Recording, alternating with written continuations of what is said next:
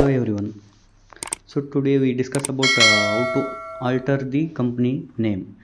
Let us open the Tally, open it in work in educational mode, and next go to select company.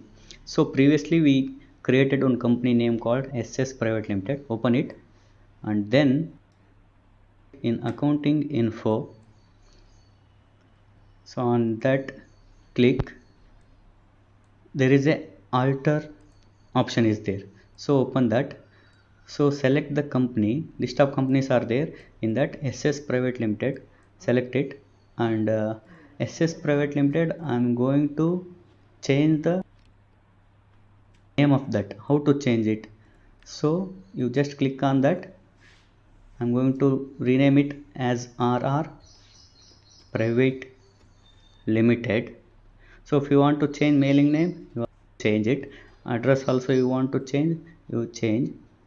So country, state, and pin code, and if you want to change contact details, change here.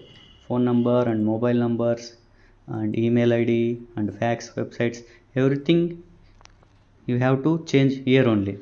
So finally I am going to submit it and then accept the company name. So it is the newly created company, RR Private Limited.